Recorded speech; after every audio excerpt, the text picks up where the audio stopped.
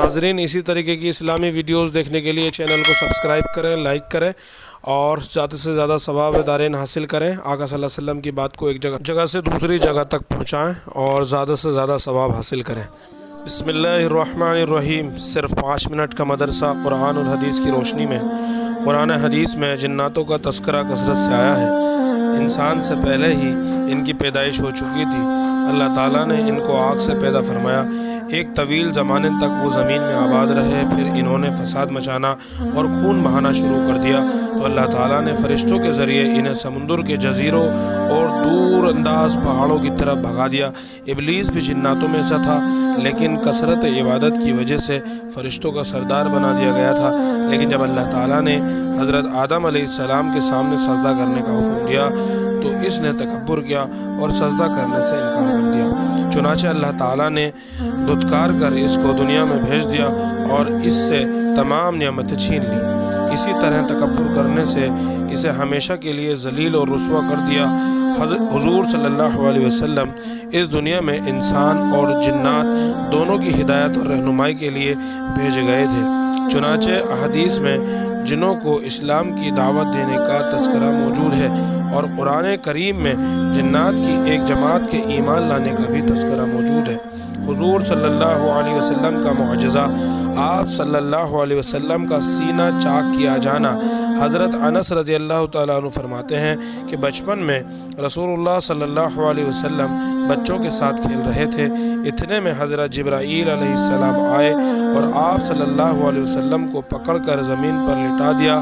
फिर आप सल्लल्लाहु अलैहि वसल्लम के सीने को चाक करके दिल निकाला और फिर दिल में से खून का एक लोथड़ा निकाला और फरमाया ये शैतान का हिस्सा है।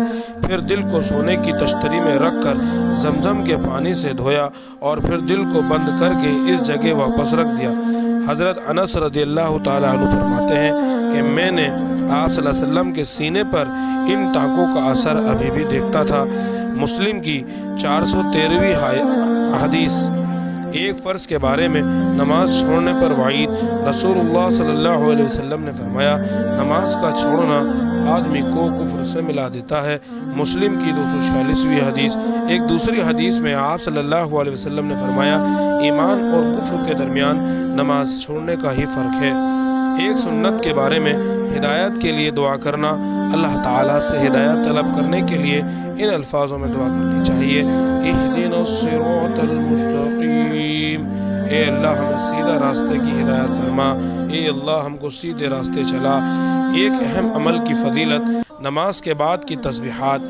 रसूलुल्लाह सल्लल्लाहु अलैहि वसल्लम ने फरमाया, जो शख्स हर नमाज के बाद 33 मरतबा सुबहानल्लाह, 33 मरतबा अल्हम्दुलिल्लाह और 33 मरतबा अल्लाहु अकबर, ये 99 मरतबा हुआ और एक मरतबा ला इलाहा इल्लल्लाहु वहदहु ला शरीका लहू लहुल मुल्कु व लहुल हम्दु व हुवा अला कुल्ली शैइन क़दीर, ये मिलकर पूरे 100 हुए और ये सब पढ़ेगा तो इसके गुनाह माफ़ हो जाएंगे, चाहे इसके गुनाह समंदर के झाग के बराबर क्यों ना हो।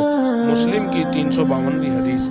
एक गुनाह के बारे में, इस्लाम के अलावा कोई दीन मकबूल नहीं अल्लाह के यहाँ।